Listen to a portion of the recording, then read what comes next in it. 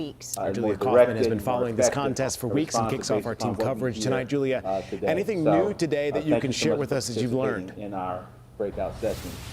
Sure. Tonight, Stein is, of course, celebrating his win and Democrats breaking up the Republican supermajority in the state legislature. Now, the GOP will still hold on to majority in both the North Carolina House and Senate. But if the GOP wants to override any of the governor's future vetoes, they would need help from the Democrats to do so. So obviously quite the different dynamic shift from what we're seeing now with Governor Cooper and the supermajority in the legislature. So we're going to have to see how that plays out in the future. But we also know that both Stein and his opponent, Lieutenant Governor Mark Robinson, focused much of their campaigns on improving the state's economy. And the staff, raise your hand, said staff that of the Morganton they share very different messages when it comes to political divide. Take a listen. To build this brighter Thanks so much future, for a great lunch. we must put aside our differences and work together. We must reject the politics of division, fear, and hate that keep us from finding common ground. Those who would promote evil and promote wrong and call it right, they do not win. They may prosper for a season, but in the end, we win. So I'm standing here now, and I'm not sad one lick. Robinson's campaign was embattled with scandal due to that scathing CNN investigation released less than 2 months before the election. Robinson is suing the network for defamation, and he did leave the door open for possible future runs in political offices, but it's unclear which ones he may have his eyes on in the future. So in the meantime, he is focusing on his job now as Lieutenant Governor and says he will be focusing on efforts in Western North Carolina. Live just outside of Uptown, Julia Kaufman, WCNC Charlotte. And the work continues. Julia, thank you. Well, most of our neighbors in South Carolina had questions on their ballots for school bonds. While voters gave York County schools the green light, referendums failed pulling in together local officials to talk about the challenges that we face that we know are pretty significant. The first thing I'll say, it's been an honor and a privilege to serve as your governor the last almost 8 years. I still have a number of days to run through the tape, and that I promise you I'm going to do. But none of us expected here the deadliest and most devastating storm in the history of our state to occur. But it has. And I know that you are committed to making sure that we make sure that Western North Carolina recovers. We deeply mourn the loss of 102 souls, including first responders. We are saddened at the loss of property, infrastructure, homes, along with devastating economic loss. We did our analysis over a number of weeks, getting a lot of input from you, which we appreciate, but we figured that this storm, the total damages, $53 billion.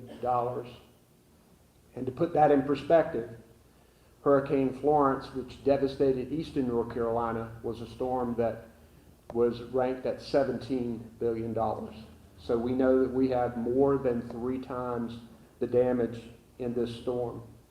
It's going to take a Herculean effort from local, state, federal government, insurance companies, private businesses, people of faith and other nonprofits and volunteers to make sure that Western North Carolina not only recovers, but comes back stronger than ever. Because being the Presbyterian elder that I am instructed to find good things out of bad, and the good things are the opportunities that we have to make things stronger, water systems that needed replacing, roads that needed fixing, infrastructure that we know that we can tackle. So we're going to use this as an opportunity. And I want to thank all of you, particularly you local government leaders, for your effective response in this. I've talked with many of you. I've been in 15 counties, some of them several times, to talk with people, to view damage. It is truly extraordinary what has happened. I love Western North Carolina. My wife, my family, we love Western North Carolina. And to see the devastation is difficult. I know it's difficult for the people who live there. But I'll tell you, there are people all over this state and all over this country who love Western North Carolina, who want to step up to help because they have amazing memories of it. I also want to give a particular shout out to your local brave first responders, your law enforcement, firefighters, EMS. I talked to a lot of them. Many of them with damage to their own homes were out there risking their lives. It was extraordinary, the stories that I heard from them and the work they did under your leadership. You guys hired the city managers and the county managers, and they hired these guys who ran these departments, and they hired these people who were there. They were extraordinary. And you guys here recognize the challenges that are ahead, and it is really smart to have the League of Municipalities and the County Commissioners Association come together here to talk about these issues. It is important for you to know that you have my firm commitment to making this challenge my top priority, as it has been for the last month, as I run through the tape of my administration, which is coming to a close at the end of this year. This will be, and has been, and will continue to be, my number one priority. I have a number of staff here. My Director of Intergovernmental Affairs, Kevin Monroe, he's and you all know in his office Drew Christie, who is head of the Western office. We also have Jim McCluskey and our Washington team as part of that. They will continue working with you to make sure that this happens. Pryor Gibson, Lee Lilly, Jordan Monahan, who's here today, my Chief of Staff, Julia White, all of our cabinet secretaries, Emergency Management, National Guard, all are read in on this. We're taking a whole of government approach. Kristen Walker, the head of our state budget and management, all of that we are putting our full attention to. I have had numerous conversations with President Biden directly about this, telling him this is my number one priority. The administration has been very responsive. What we want to do is set in motion a lot of things that will carry on and hopefully carry on into the next administration, and that there be a smooth transition to a full commitment on everybody's part. This has got to be bipartisan. This has got to be everybody hugging each other on this issue. We had a lot of politics that went on during the campaign that has amazingly stopped. And so now we can get behind all of that and really pull together on making sure we get this job done. I have talked with Governor-elect Stein about this on numerous occasions. And I've told him that I want to make sure we've got a blueprint and a foundation for them. There have been a number of disasters in this state, hurricanes that we've had, a lot of lessons learned, things that we can do to make this better. Seth Dearman is here. Seth, why don't you raise your hand? There, he's back there in the back with the white shirt on. Seth is leading transition for Josh Stein, and he is here with me, and he and I have been talking. He knows Governor Stein has already said this is going to be his number one priority as well, as it should be. Just a minute to talk about progress, which everybody here deserves credit for. First, there were many, many lives saved. As this storm was approaching, and I talked to many of you as elected officials, there were a lot of doors being knocked on, a lot of warnings to people to leave. That happened in large numbers.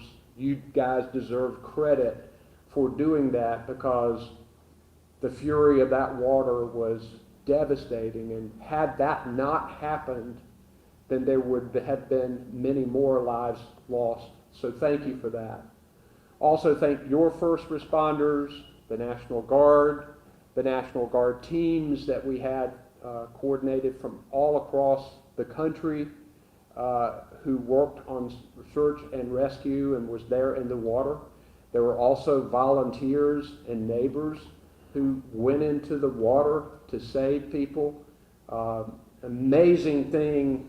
I think God's hand was on a lot of people in this community as lives were saved. It was horrible to lose 102 people, but we know there could have been many, many more had the warnings and the rescues and the hard work that was done not happened. So thank you for that. We ended up having more than 1,300 roads that were closed. You all know how difficult it was to get around in western North Carolina. Now we are down to fewer than 300. So many roads have opened. We have a lot of work to do. We're going to need significant federal and state money to repair these roads and make them stronger than ever, but that has to be a priority. Western North Carolina roads in general just cost more because of the topography, so we've got to make sure that our state and federal government are aware of all of that. More than a million people had lost power. Now it's down to around 1,000, and that number has been fluctuating, but a lot of work has been done. The Department of Transportation worked closely with utilities to clear roads, to get them into places. Your folks helped with a lot of that. That was positive. Schools are back up and running in most places. Others have set dates to open schools. That's a positive thing, and I want to take a minute to thank our public schools, our teachers, and our principals. A number of our schools operated as distribution centers.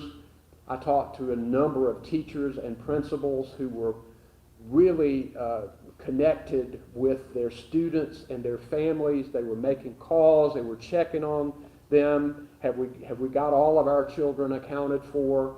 It was amazing how these public schools did that. Public schools from across the state sent staff and counselors to schools to help.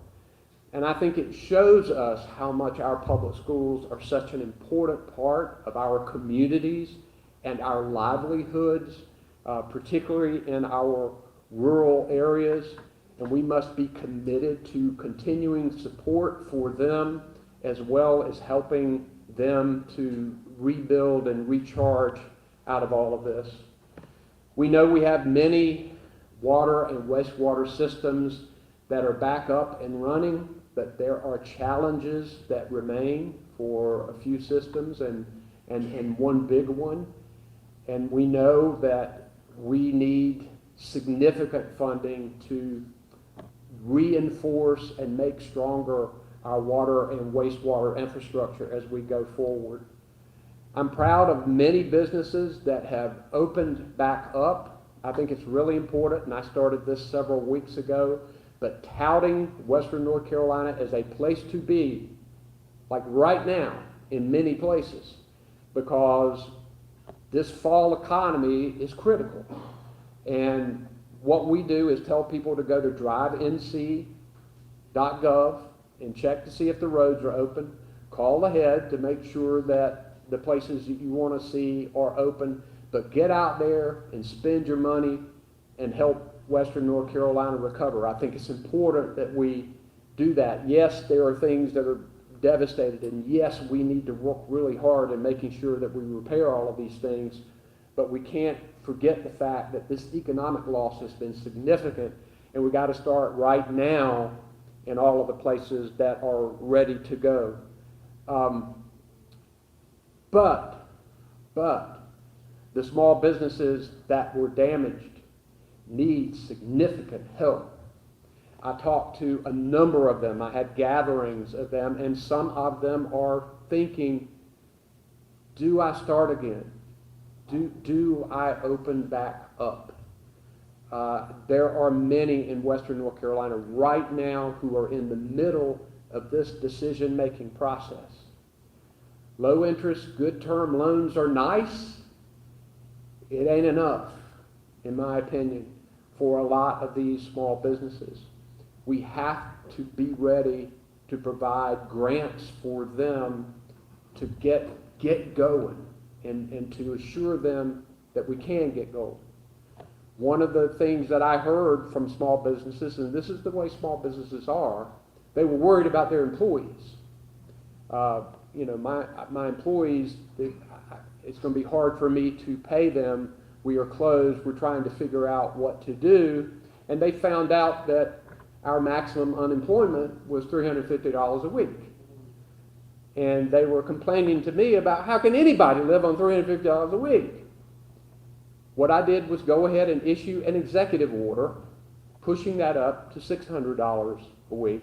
We've got plenty of money in the trust fund, plenty of money. No taxes have to be raised. It's going to make a very, very, very small dent in the trust fund, and we can show that to you. But the Western North Carolina counties, it also ends at 12 weeks, you know, and I think all of this is too little and too short to start with, but let's put that aside. This executive order extends it to 26 weeks for the western counties that are affected by this. So that can work to help keep those employees in the area to provide help for them. But these grants are going to be critical. And I have proposed a grant program to the General Assembly. I did it the last time they met. They didn't fund it the last time, but I hope that you guys will talk with them about funding it when they come back in a week, because we need to get this going.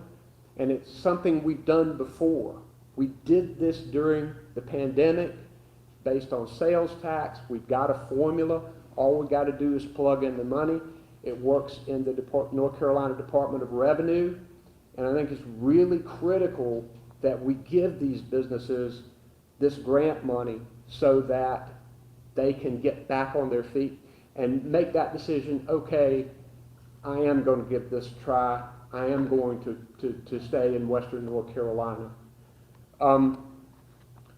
We know that we are on the front end of recovery. The response phase to this, tons and tons of food and water and cold weather gear, supplies, medicines, so many heroism stories of getting insulin to people, getting oxygen to people, getting cancer drugs to people. It's been amazing what has been done.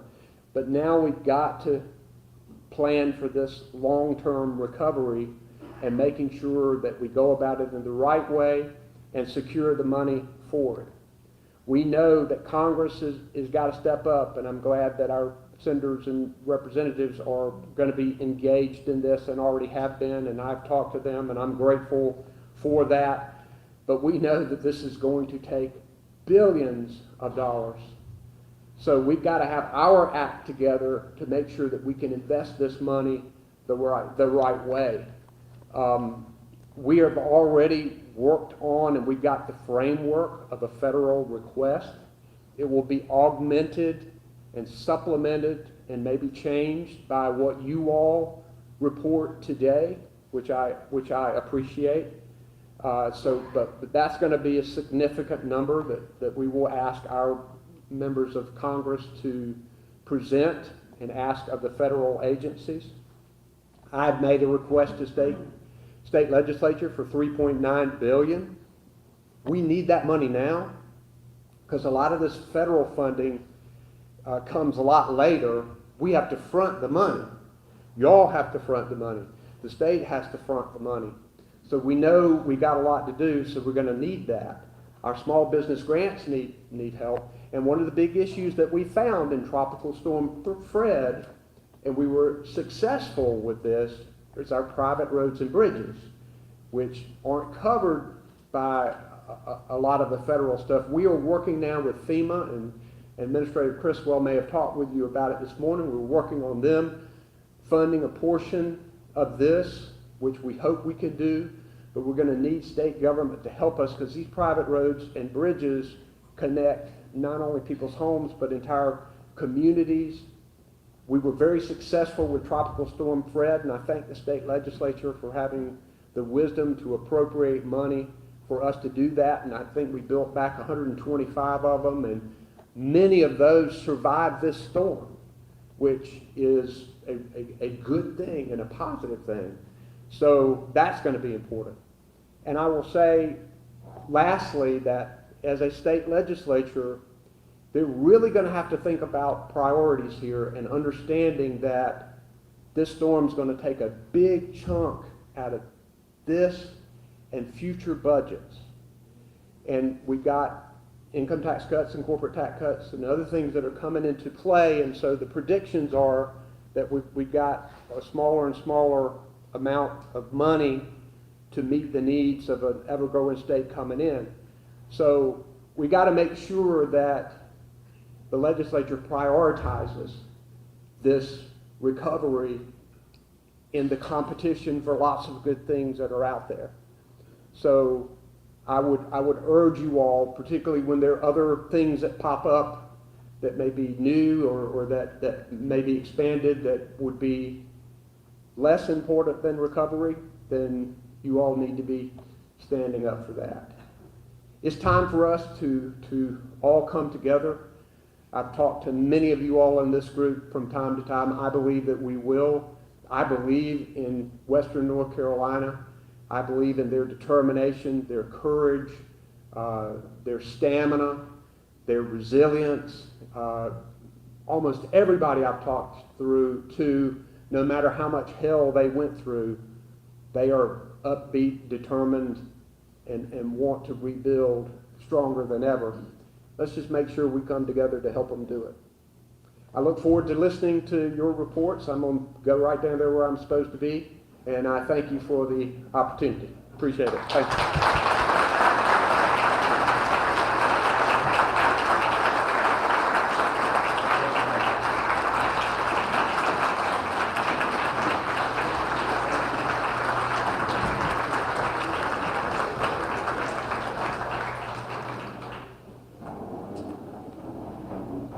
Governor, thank you so much for being with us today, sir.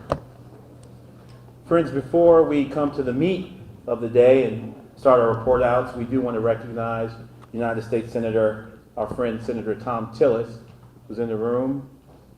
There he is. Good to see you, Senator.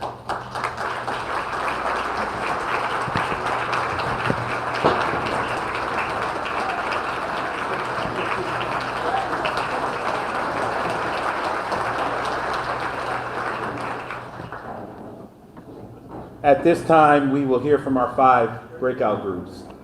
I want to remind those who are reporting out the findings that you will be limited to 15 minutes, and that it is important that we stick to this time limit so that everyone can be heard. Also, as we engage in these breakout reporting, let's all listen with intention and purpose as we hear what each other has to say.